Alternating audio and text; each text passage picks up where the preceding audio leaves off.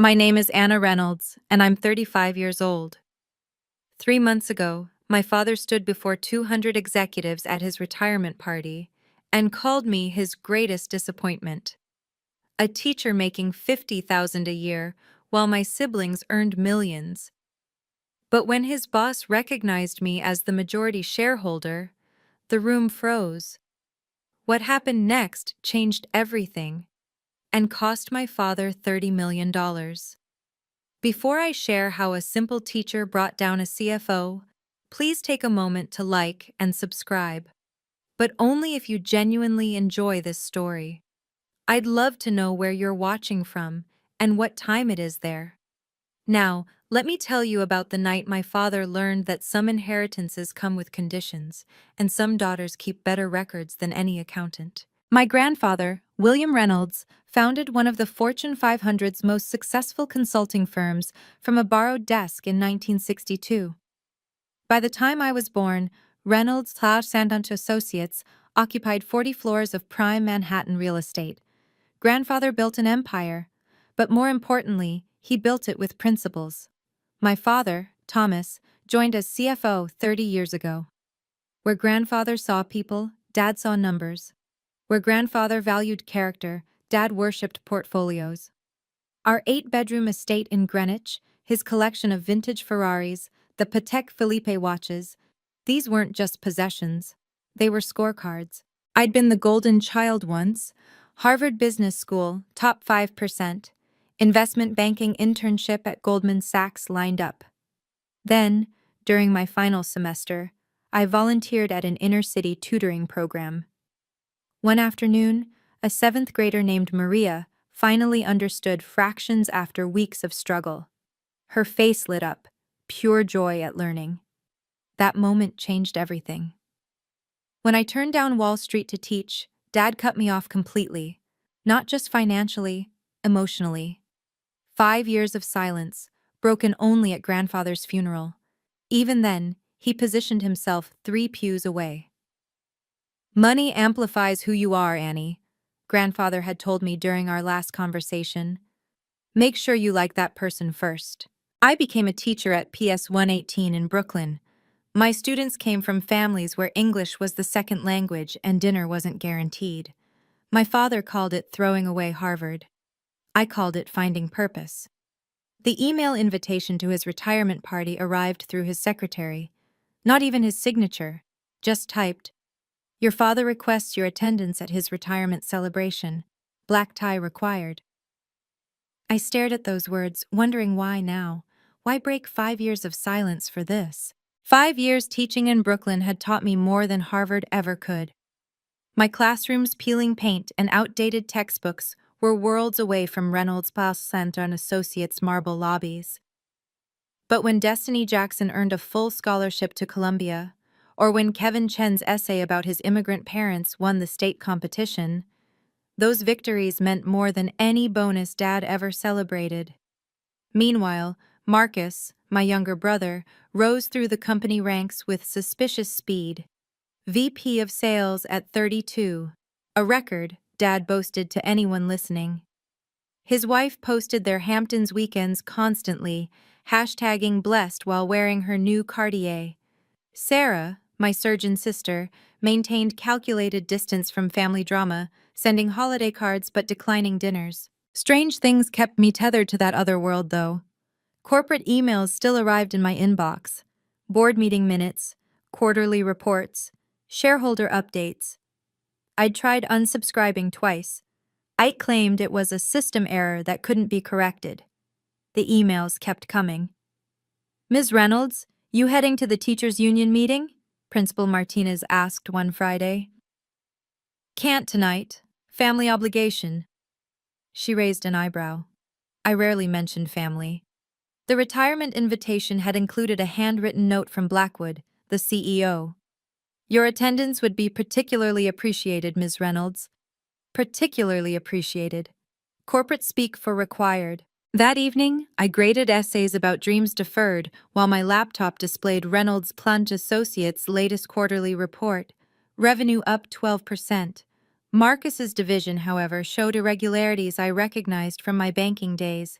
numbers that didn't quite add up, contracts that seemed inflated. I printed everything, adding it to a folder I'd been building for a year. Just a teacher's habit, I told myself. We document everything. Sarah's Armani dress from 3 seasons ago still had the tags. "Take it," she'd said over the phone, her hospital pager beeping in the background. "I won't be staying long anyway." My 2010 Honda Civic looked absurd pulling up to the Ritz-Carlton. The valet's smirk wasn't subtle until he saw my last name on the invitation list. Then confusion replaced condescension. The lobby gleamed with the kind of wealth that whispered rather than shouted. Waterford crystal chandeliers, Persian rugs worth more than my annual salary. I recognized half the faces from Forbes magazine covers. "Anna?" Marcus's voice dripped surprise and something else. "Warning?" He stood by the elevator in his Tom Ford suit, Rolex Daytona catching the light. "Didn't think you'd actually show." "Dad invited me." "Dad tolerates you. There's a difference." He stepped closer, cologne aggressive and expensive. "Look, just don't make a scene, okay? This is important." "When have I ever made a scene?" He laughed, ugly and short. "Right, the invisible daughter. You know you're at table 17? By the kitchen. Sarah's at table 3 with the board members." Table 17. I wondered if they'd literally measured the maximum distance from the head table. His wife appeared, dripping in Hermes and judgment. "Is this your sister? The teacher?" She said it like diagnosing a disease.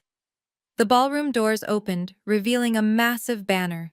Thomas Reynolds, 30 years of excellence. His photo, 20 feet tall, smiled down at the gathering crowd. 200 of New York's financial elite, here to celebrate a man who hadn't spoken to his daughter in 5 years. Marcus knew something I didn't. I could see it in his nervous energy, the way he kept checking his phone. His earlier warning wasn't brotherly concern. It was self-preservation. "Enjoy the party, Anna," he said, guiding his wife away. "While you can." The ballroom doors beckoned. Whatever waited inside, I was walking in with my eyes wide open. If you've ever felt judged for choosing purpose over profit, for picking passion over a paycheck, leave a comment below. I want to hear your story, and if this resonates with you, a simple like helps more people find this video. People who might need to hear they're not alone in choosing their own path. Now, let me show you what happened when I walked into that room full of people who measured worth in millions. Table 17 sat in the acoustic shadow of the kitchen doors, each swing releasing bursts of clanging plates. My table mates, junior analysts, and someone's confused great aunt, who kept asking about the vegetarian options. From here, my father's head table looked like a distant stage. The Macallan 25 flowed freely at the front tables. We got house wine. The beluga caviar didn't make it past table 10.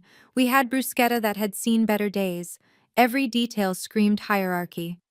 "Ladies and gentlemen," the MC began, "celebrating 3 decades of financial excellence." I counted. 7 tables between me and my father. 7 tables of strangers who mattered more.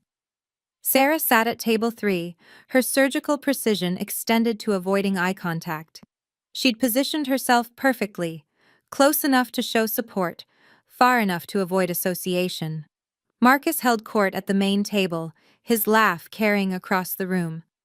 Every few minutes he'd glance my way, that same nervous energy from earlier. His wife whispered to the other trophy spouses, her diamonds catching the light with practiced movements. Around me, executives discussed deals worth more than entire school districts' budgets. Leveraged buyouts, hostile takeovers, quarterly projections, the language of my abandoned life. One mentioned casually closing a deal that would eliminate redundancies. Redundancies. People with families, dreams, mortgages. "You're Thomas's daughter, aren't you?" The great aunt had figured it out. "The teacher?" "Yes." "How wonderful! Teaching shapes the future." She smiled genuinely. "Much more important than all this nonsense with numbers." If only my father shared her perspective. The lights dimmed. Thomas Reynolds stood, microphone in hand, his Armani suit impeccable. The room fell silent. This was it, the moment Marcus had been dreading, the reason for the invitation after 5 years. 30 years ago, I joined Reynolds Plough and Associates with a simple vision, my father began, his voice commanding the room. Excellence, not mediocrity, not participation trophies. Excellence. The crowd murmured approval. These were his people, those who believed net worth equaled self-worth. I've been blessed with 3 children. He paused, letting the word blessed hang in the air. My eldest, Sarah, chief of neurosurgery at Mount Sinai at 38.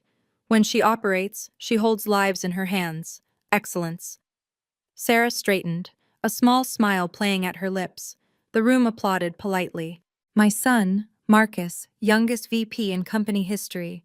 Last quarter alone, his division generated $40 million in revenue. At 32, he's already surpassed executives twice his age. Excellence.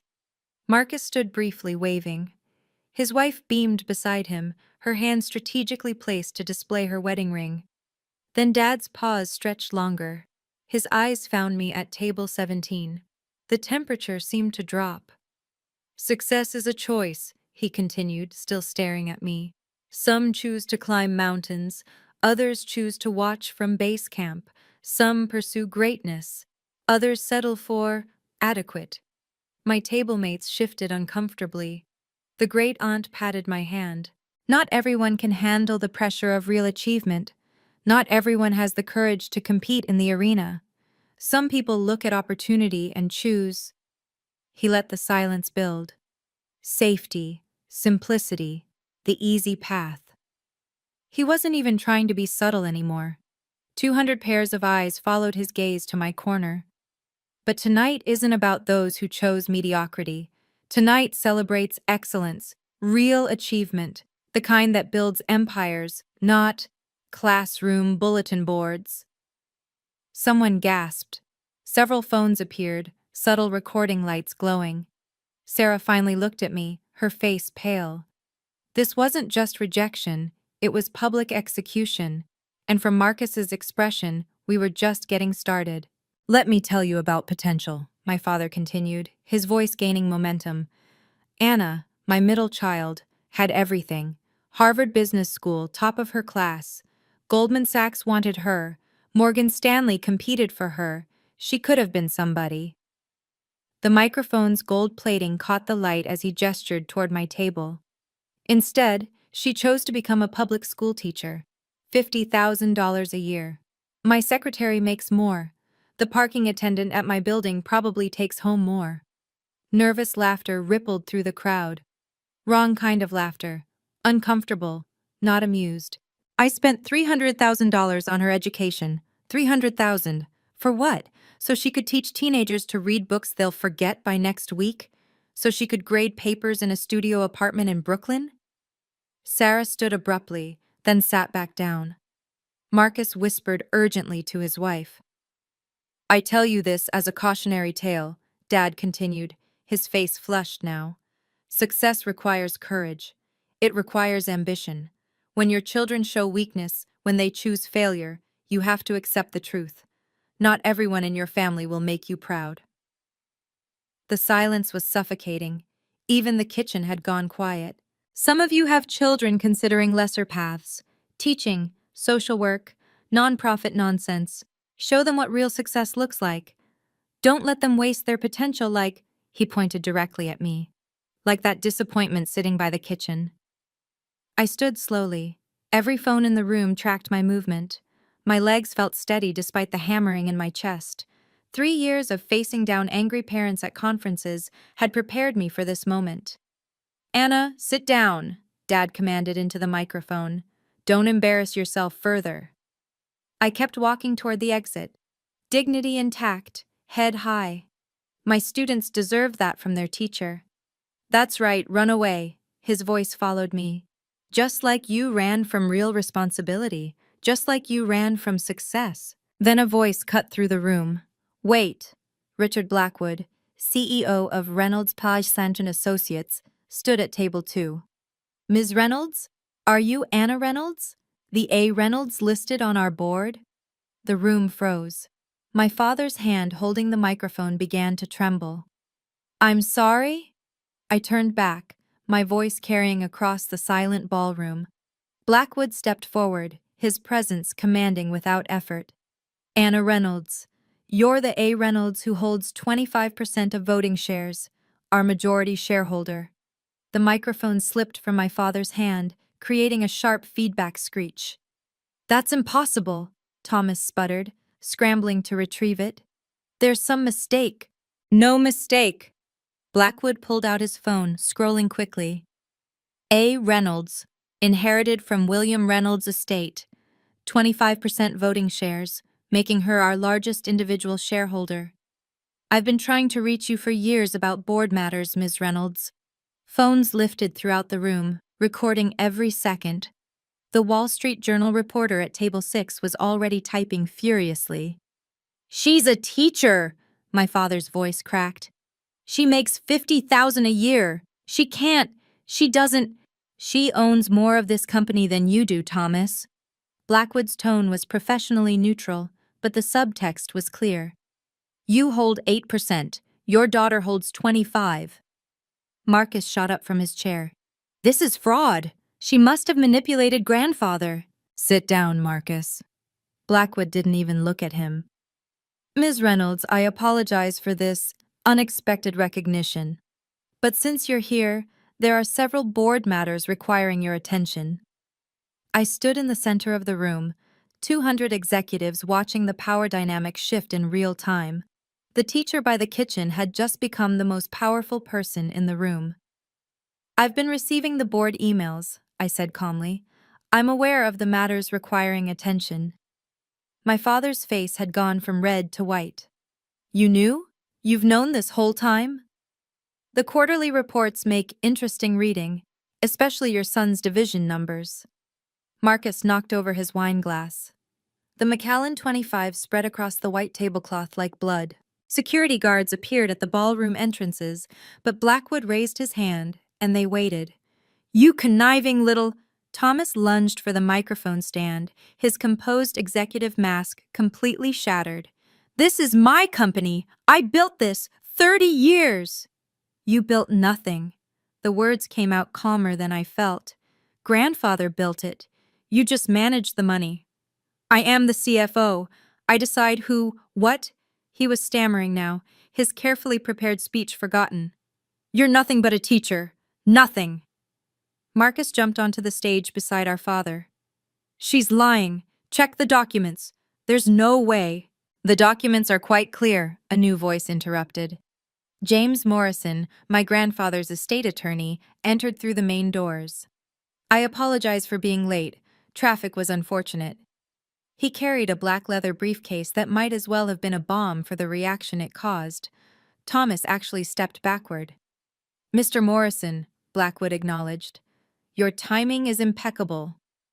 "Ms. Reynolds contacted me this afternoon," Morrison explained, his voice carrying easily through the room. "She suggested I might be needed tonight." "This is a setup," Marcus shouted. "She planned this." "Planned what, exactly?" I asked. "Being humiliated by my father? Being called a disappointment in front of 200 people? Yes, Marcus, I definitely planned that." Sarah finally stood, moving toward the center of the room. For a moment, I thought she might defend Dad. Instead, she positioned herself equidistant between us, still neutral, still calculating. "You can't do this," Thomas said, but the fight was leaving his voice. "The board won't allow—" "The board follows majority vote," Blackwood corrected, "and your daughter is the majority." Security stepped closer, uncertain who they were supposed to protect or restrain. The entire retirement party had become a corporate coup, and everyone knew it. I took the microphone my father had dropped. The gold plating was still warm from his grip. "You're right, Dad. I am a teacher. 52,000 now, actually. We got a cost of living raise." My voice stayed steady, teaching voice, the one that could quiet 30 teenagers. "I teach 150 students each year. Last year, 30 went to college, first in their families." The room was silent except for the soft whir of phone cameras. "Destiny Jackson, full ride to Columbia. Kevin Chen, MIT Engineering Scholarship. Maria Santos, pre-med at NYU. Should I continue? Because I have 10 years of names, 10 years of futures I helped build. I set the microphone gently on the podium. You measure success in millions. I measure it in minds that learn to think, hearts that learn to hope. And yes, I'm also your majority shareholder. Grandfather made sure of that. Thomas's mouth opened and closed like a landed fish. I teach my students that actions have consequences, I continued, walking toward the exit. Even for CFOs, especially for CFOs who forget that family means more than portfolios. Where are you going? Blackwood called out. To grade papers. I have essays on King Lear due tomorrow. Seems appropriate, a father who misjudged his daughters. I paused at the door. Mr. Morrison, should we proceed with the other matter? The attorney smiled slightly. The codicil to your grandfather's will? I believe now would be the perfect time. Thomas grabbed the podium for support. What codicil? The one triggered by actions taken tonight, Morrison replied, opening his briefcase. Clause 47B, regarding family conduct and moral obligations. The ballroom erupted in whispers. I walked back to the center, no longer the disappointment by the kitchen. Morrison set his briefcase on the nearest table, the locks clicking open with theatrical precision. Mr. Reynolds, you were present for the primary reading of your father's will 10 years ago. Every word, Thomas snapped. I know what I inherited. I know what she inherited. You know what you were told about. Morrison pulled out a sealed envelope, the wax seal still intact. This codicil was added 6 months before William Reynolds passed, to be opened only under specific circumstances. He broke the seal with a letter opener. The crack echoed through the silent ballroom. William Reynolds, being of sound mind and body, hereby amends the distribution of assets with the following conditional clause. Morrison's reading voice was practiced, emotionless. Should my son, Thomas Reynolds, publicly humiliate, disparage, or attempt to diminish any of his children, particularly in a professional setting, all inherited assets shall immediately transfer to the affected party. Thomas went white. That's not legal, you can't. Furthermore, Morrison continued, this includes any deferred compensation, pension rights, or stock options derived from positions obtained through family connections. He can't reach forward from the grave! Thomas's voice had gone shrill. I earned my position. Your position as CFO? Morrison looked up. The position your father secured for you 30 years ago? That position? Marcus tried to edge toward the exit. 2 security guards stepped into his path. There's more, Morrison said.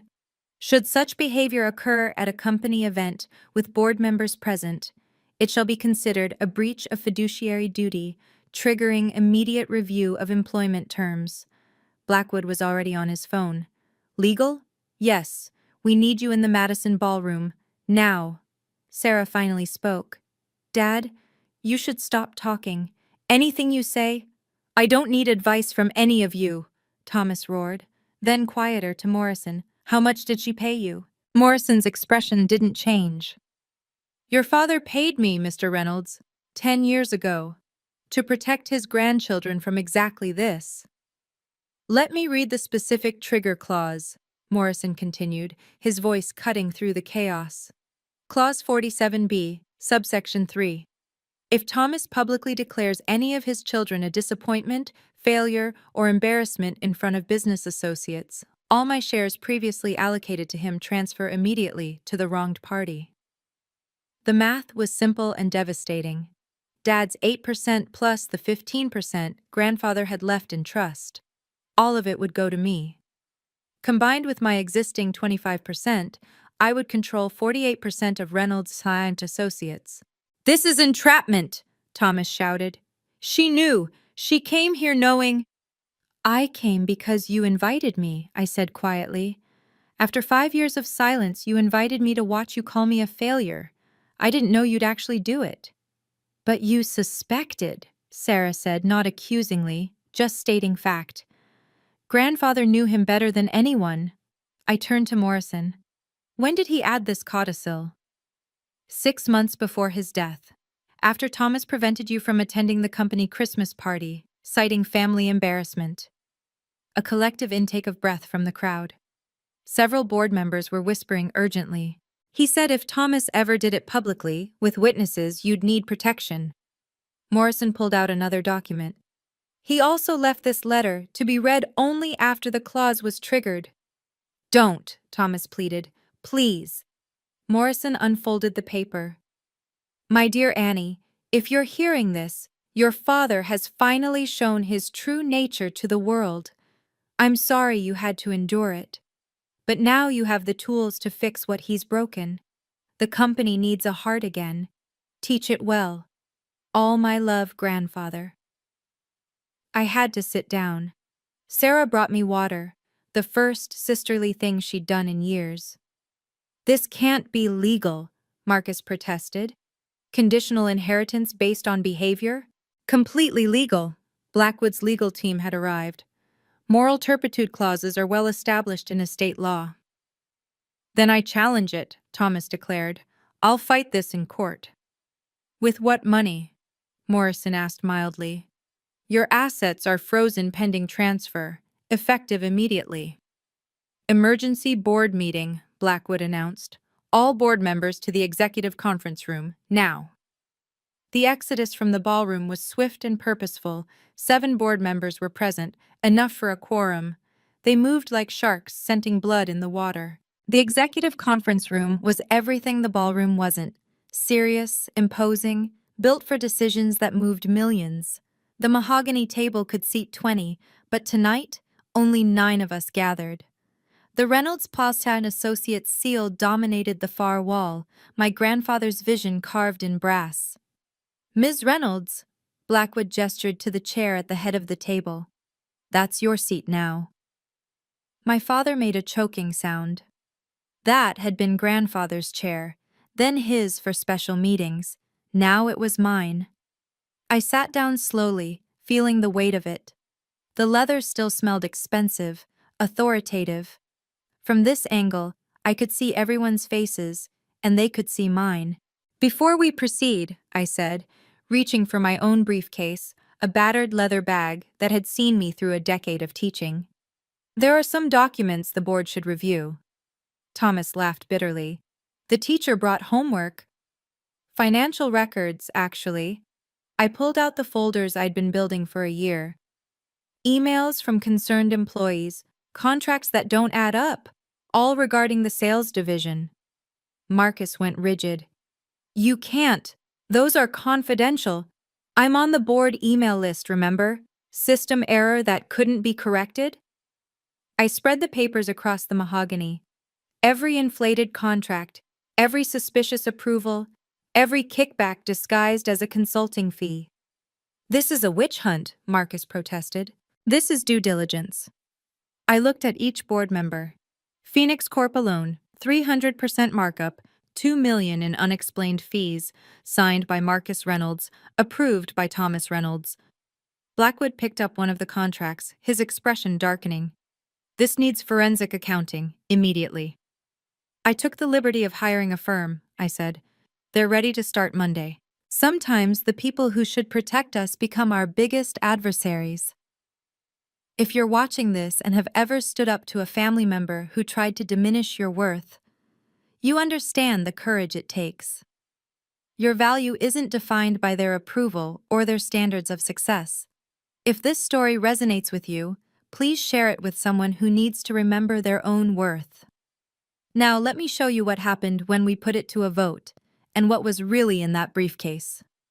I opened my battered briefcase wider, revealing years of careful documentation.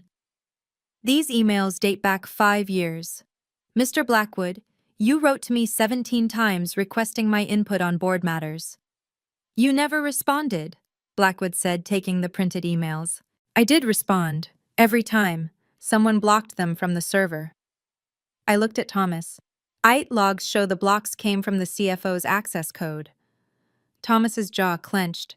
That's circumstantial. Here's the employment contract for Phoenix Corp's CEO. I slid it across the mahogany. Hired 3 months before the inflated contract. His previous employer? Marcus's fraternity brother's failed startup. Zero experience in our industry. Board member Janet Williams, who'd been silent until now, picked up another document. This invoice. It's for services that our internal team provides. We paid $2 million for work we do in-house. Check who approved it, I suggested. Thomas Reynolds, CFO. She looked up sharply. This is embezzlement. Careful with accusations, Thomas warned, but his voice had lost its power. Or what, Dad? You'll call me a disappointment? I pulled out the final folder.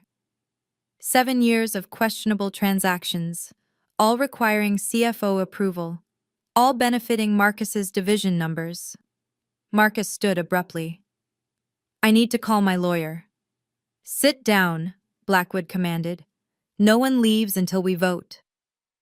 I spread out the last documents, photographs of Marcus at expensive dinners with vendors, receipts from trips that were supposedly business but were clearly personal, emails discussing appreciation fees. Every document is authenticated, I said, every email verified through our servers, every contract cross-referenced with actual deliverables. I may be just a teacher, but I taught myself forensic accounting at night. Grading papers is excellent training for spotting inconsistencies. Sarah finally spoke from her seat. How long have you known? Since the first suspicious email hit my inbox 2 years ago. I waited, documented, and prepared. Just like grandfather taught me, patience and thoroughness win the long game. The Phoenix Corp contract is just the beginning, I continued, pulling out a spreadsheet.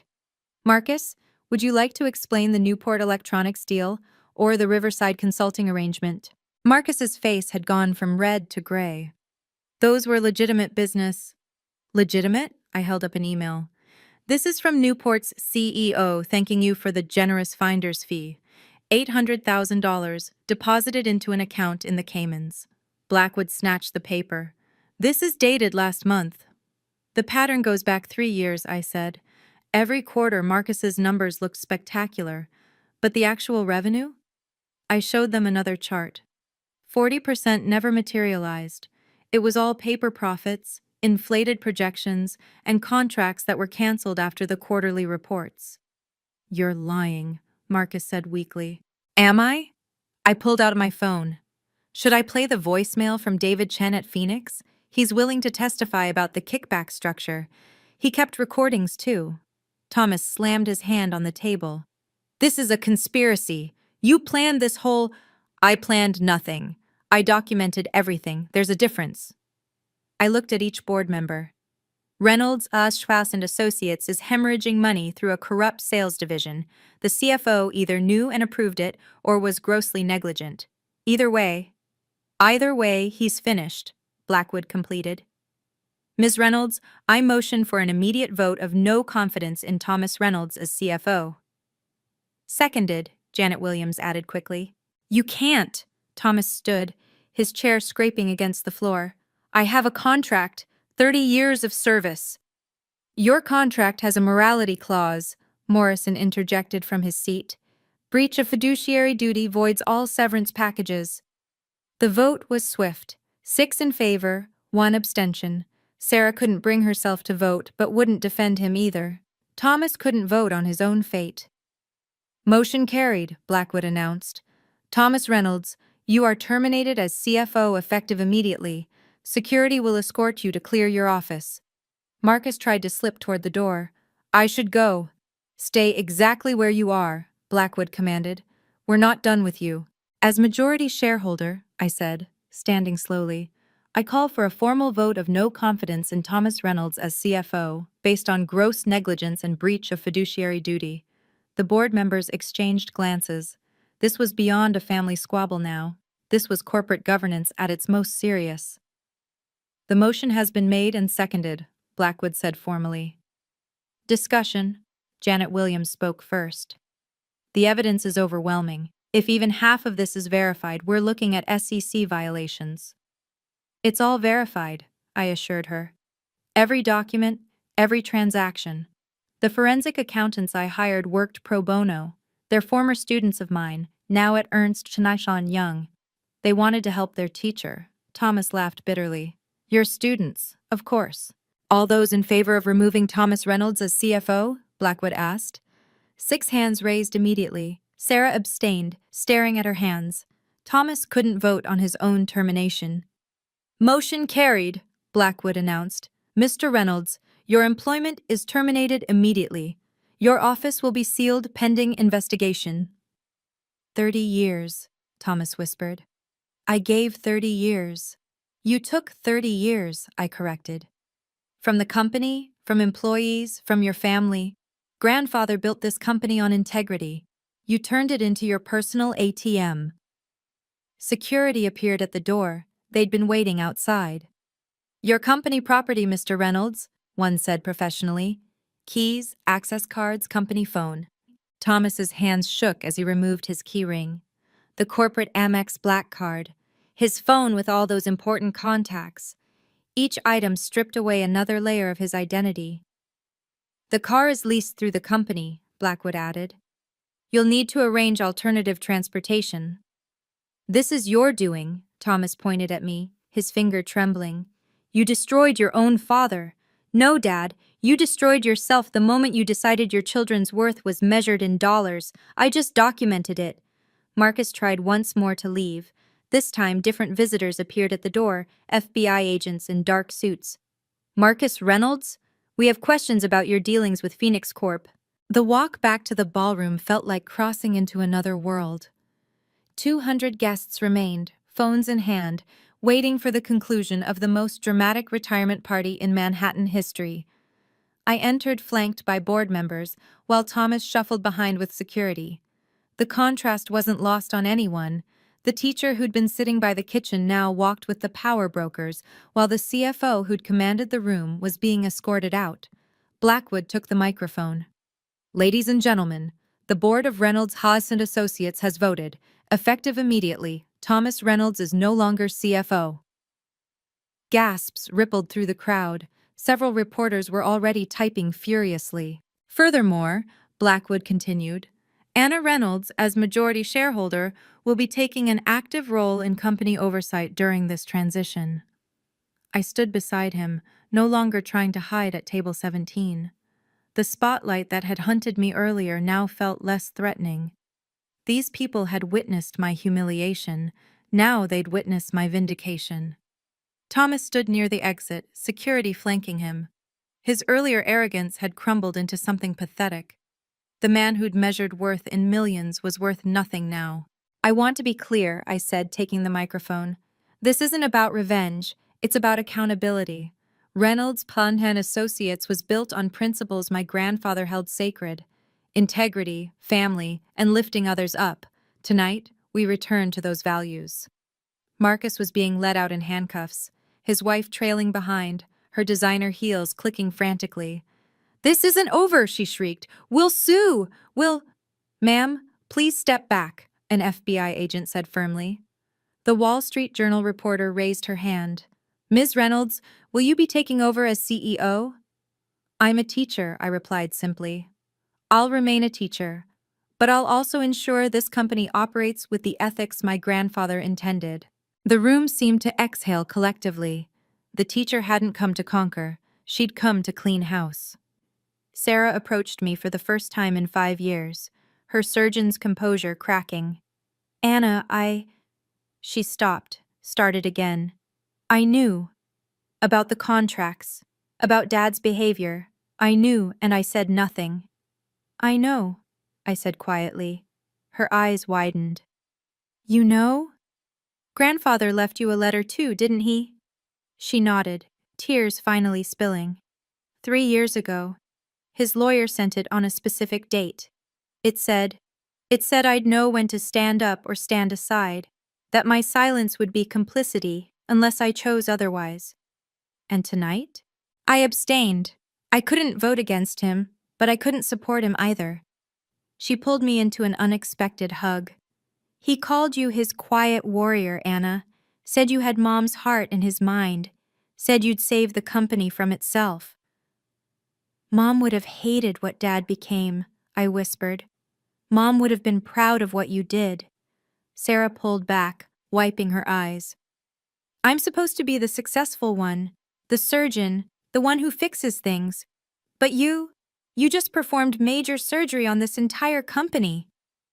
Without anesthesia, I added, and we both laughed, a broken, healing sound. Can you forgive me? She asked. For the silence?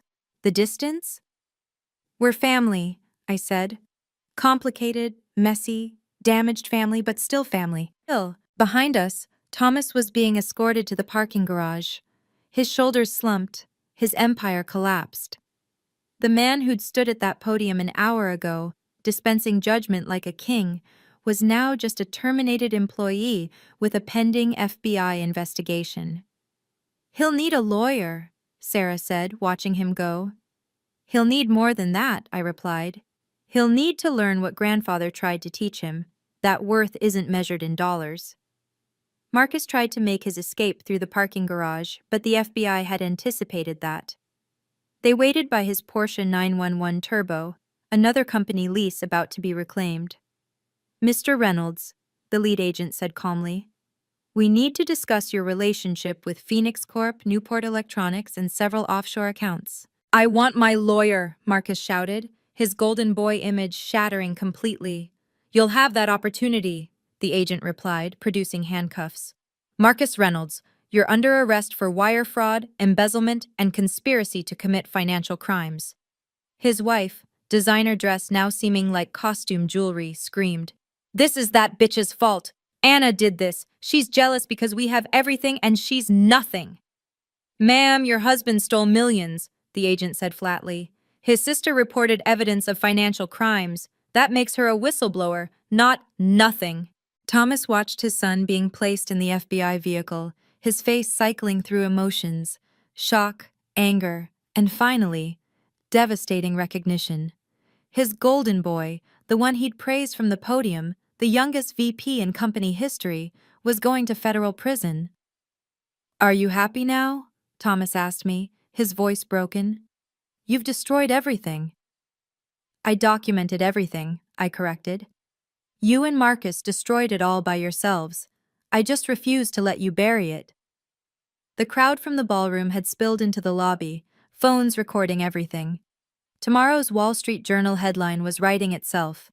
Teacher takes down corrupt CFO father at retirement party. Mr. Reynolds, another agent approached Thomas. We'll need you to come in for questioning as well. Monday morning, 9 a.m. Bring your attorney. Thomas looked at me one last time. Your mother would be ashamed. My mother valued honesty above wealth, I replied. She would have done this years ago. He had no response to that. Security led him to a taxi. His Mercedes was already being impounded as evidence. In the lobby, with 200 witnesses and dozens of phone cameras rolling, Thomas Reynolds did something I'd never seen in 35 years. He dropped to his knees. Anna, please. His voice cracked, all executive authority gone. I'm your father. Doesn't that mean anything? It meant everything, I said quietly. That's why this hurts so much. I made mistakes. You made choices. For 30 years you chose money over family. You chose status over love. You chose to humiliate your own daughter because she didn't fit your definition of success. One mistake. He was crying now, this man who'd never shown emotion beyond greed or anger. Don't let one mistake destroy everything I've built. One mistake? I pulled out my phone. Should I read the emails? 5 years of emails calling me a disappointment? The Christmas card where you photoshopped me out of the family photo? The letter to Harvard asking them to revoke my degree because I wasted it? Gasps from the crowd. Even the security guards looked uncomfortable. Or should we talk about Marcus? How you taught him that cheating was just aggressive business? How you signed off on every fraudulent deal because it made the numbers look good? I'm 62 years old, he pleaded. This is all I have. My career, my reputation. Your career built on grandfather's foundation. Your reputation built on lies. I knelt down to meet his eyes. You taught me that weakness deserves no mercy. Your words, Dad, at every report card that wasn't perfect, every achievement that wasn't enough. I was preparing you for the world. You were preparing me for your world. A world where love is conditional, where worth is measured in portfolios, where family is just another asset to leverage. Please, he whispered, what will I do? Learn, I said, standing. Learn what your father tried to teach you. Learn what your children needed from you. Learn that it's never too late to choose differently, though it might be too late to escape consequences. Morrison approached with another document. Mr. Reynolds, there's one more matter. Morrison held the final document like a surgeon's scalpel. Your employment contract with Reynolds Santer Associates, Mr. Reynolds, Section 15, subsection 3A. Thomas struggled to his feet, his expensive suit wrinkled beyond salvation. My severance package, $30 million in deferred compensation. You can't touch that. Actually, Morrison read, upon termination for cause, including but not limited to breach of fiduciary duty, all deferred compensation, pension benefits, and stock options are immediately forfeited. The number hung in the air. $30 million, gone. But that's my retirement, my entire future. Your future was built on your children's backs, I said. On employees you underpaid while you overpaid yourself. On deals that enriched you personally while hurting the company. Blackwood stepped forward with his legal team. We've already frozen all accounts pending investigation. Your company credit cards are canceled. The corporate apartment must be vacated by week's end. The apartment is mine. I paid for it. The company paid for it, Blackwood corrected. You just lived in it. Thomas turned desperately to the crowd, searching for allies. These people had laughed at his jokes, celebrated his deals, envied his success. Now they filmed his downfall with the same phones they'd used to photograph his achievements. Furthermore, Morrison continued, your father's will contained a provision. If you were ever terminated for moral or ethical violations, your remaining inheritance, approximately $12 million in trust, would transfer to educational charities chosen by your children. Sarah stepped forward. Medical scholarships for underprivileged students. Teaching scholarships, I added, for people who choose purpose over profit. What about me? Thomas's voice had shrunk to almost nothing. What am I supposed to live on? The same thing you told me to live on when you cut me off, I replied. Your own earnings, your own merit, your own choices. The math was brutal but simple. A 62-year-old man with no pension, no savings outside the company, and a pending criminal investigation. The golden parachute had become an anvil. I took the microphone one final time, addressing the room full of executives, reporters, and former colleagues of my father. Reynolds Paulsen Associates will establish the William Reynolds Educational Legacy Fund, I announced, my teacher's voice carrying clearly. Not the Thomas Reynolds Fund, William Reynolds, who believed in building people up, not tearing them down. The crowd listened intently, phones still recording. The fund will provide full scholarships for teachers pursuing advanced degrees, additional support for educators in underserved communities. Because my grandfather understood something my father never did, real wealth isn't what you accumulate, it's what you cultivate in others. How much? The Wall Street Journal reporter called out. $10 million to start, from my personal inheritance. I let that sink in. I don't need 48% of a Fortune 500 company. I need to know that somewhere a teacher is getting the support they deserve. Thomas made a strangled sound. You're giving it away? $10 million? I'm investing it, I corrected. In futures, in minds, in the next generation of educators who will shape tomorrow's leaders, hopefully, better than you shaped your children. Blackwood stepped forward. The board fully supports this initiative. We'll match Ms. Reynolds' contribution. $20 million for education. From a company that had been bleeding money through corruption, now redirecting funds toward growth. I'll remain on as a teacher at PS 118, I continued. My salary will stay $52,000 a year. But I'll also serve as ethics oversight for Reynolds Paulsen Associates, ensuring we never again prioritize profits over principles. You're staying a teacher? Someone called out incredulously. With all that money? Money doesn't define me. It never has. My students need me. Monday morning, I'll be teaching The Great Gatsby, a story about the hollow pursuit of wealth. Seems appropriate. Sarah joined me at the podium. I'll be contributing to the fund as well, 5 million. Mom would have wanted us to lift others, not step on them. Standing ovations started sporadically, then spread. Not everyone. Some were too shocked, others too complicit, but enough. Enough to show that grandfather's values still resonated, even in this room full of wealth and ambition. Blackwood pulled me aside as the crowd began dispersing. How long have you been planning this? Planning suggests I wanted this to happen, I replied. I've been preparing since the first suspicious email landed in my inbox 5 years ago. The system error, he said, understanding dawning. It wasn't an error. Grandfather set it up before he died. He knew I'd need oversight access. He also knew I'd need time to build a case that would stand up in court.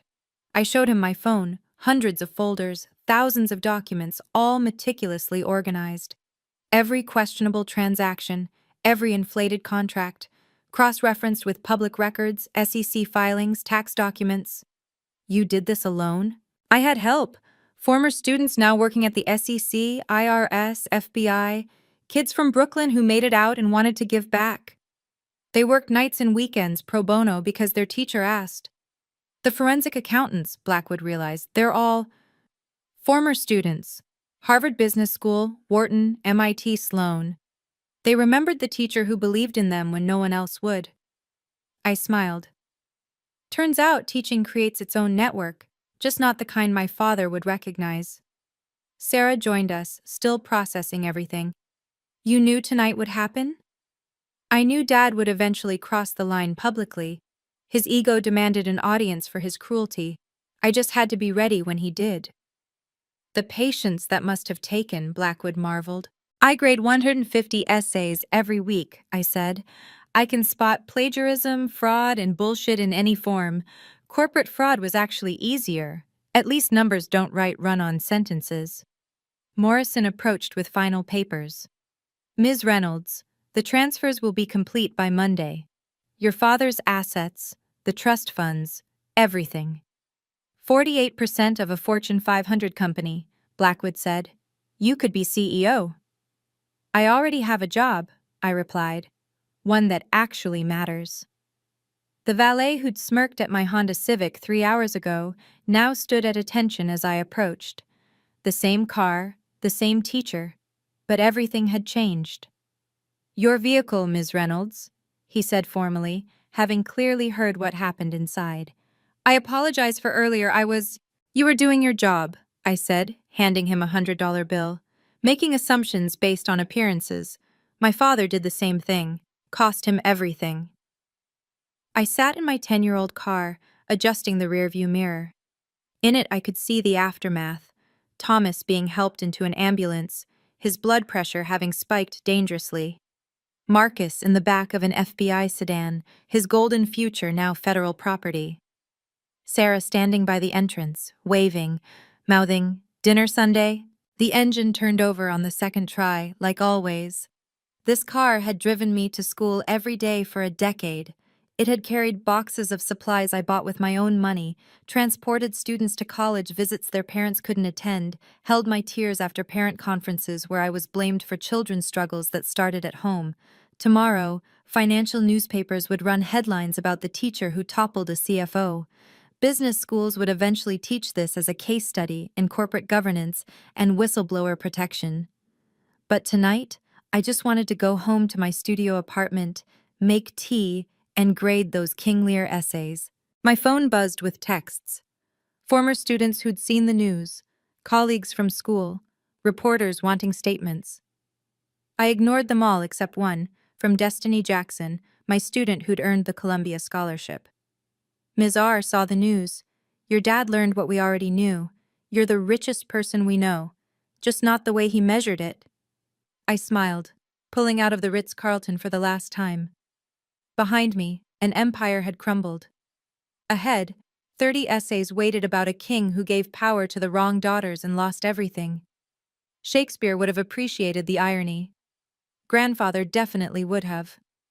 The Honda Civic drove into the night, carrying a teacher worth 48% of a Fortune 500 company and a salary of $52,000 a year. Both numbers were exactly right. 6 months later, I stood in the same classroom where I'd always stood, teaching the same students I'd always taught. The peeling paint had been covered with student artwork. The outdated textbooks supplemented with donations from the William Reynolds Educational Legacy Fund. "Ms. Reynolds," Principal Martinez said, stopping by during my free period. "You know you don't have to be here, right? You could be running a Fortune 500 company."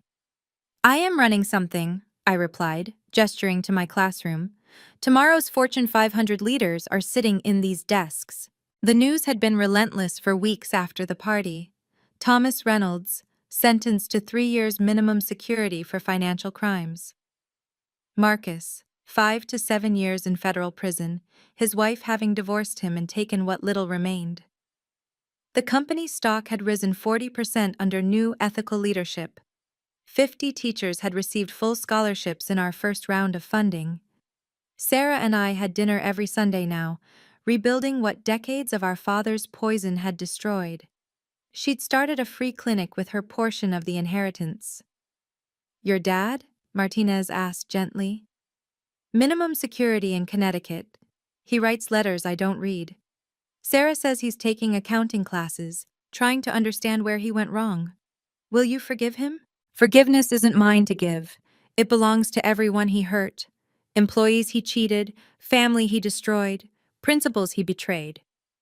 I straightened tomorrow's lesson plan on my desk. "But I hope he learns. Grandfather would want that." A student knocked, Kevin Chen, whose MIT acceptance had come through. "Ms. R, could you look at my scholarship essay?" "Of course." Martinez smiled. 52,000 a year. You could have billions." "I have everything I need," I said. "Grandfather knew that. Dad never learned it. Maybe that's the difference between building something and just managing it."